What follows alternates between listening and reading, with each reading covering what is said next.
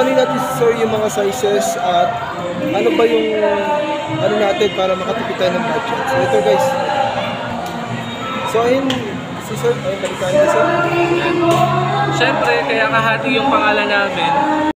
Buy one take one kami forever kasi mas masarap pag may kahati, di ba? So, ito yung standard size namin, kahati. Dalawang baso na siya, 16 ounce. And then, kapag naman medyo, tapos hindi naman masyadong medyo natitipid, ito yung ino-offer namin, kalahati.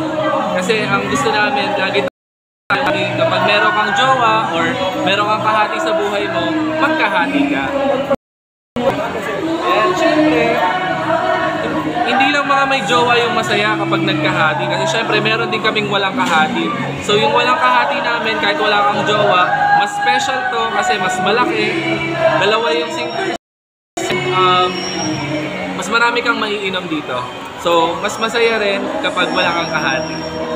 Kasi wala kang problema. Yes, so wala ka, tsaka wala akong mga stress sa'yo, no? Paano yan yung, example na yan, di ba umiinom ka sir? Umiinom ka ng kahati. Kung kasama mo may kahati, tapos ikaw naman walang kahati. Parang ibang strategy lang. Kaya magtataka na lang, pupunta lang dito sa market nyo. Sir, walang kahati. Pag sinabihan ka ng gumawa, sir, okay na, ikaw yung kahati.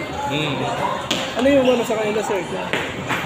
Nakabais ko or sa mga viewers ko, sa mga kalabis ko na ano ba kung itry nila to kasi maraming mga business owners, kanina may namit akong mga business owners sa baba. Parang malakas po ba't kasi mahilig sila sa tea and coffee. So ano advice mo sa kanila sir? Sa mga viewers natin, mga business owners, Chinese, other nationals, ano offer mo sa akin? Okay, so sa mga aspiring business owners or dun sa mga ng business owners, what I can say is ituloy niyo lang kung ano yung gusto nyong ma-achieve na goal in your life. And we are also here to help you because Kahati is open for franchising. So sa ngayon, yung Kahati 28 branches all over the Philippines. We have in La Union, Siargao, Cebu, and yung pinakabago namin dito sa Pacific Mall, Legazpi. So we're proud to say that this is the first ever branch here in Bicol region, and we can't wait na mas mapadami pa yung Kahati natin dito sa buong Bicol region.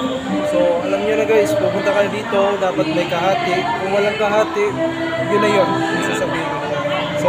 Thank you sir from Cavite pa si sir. Makati. Ay Makati. Yes.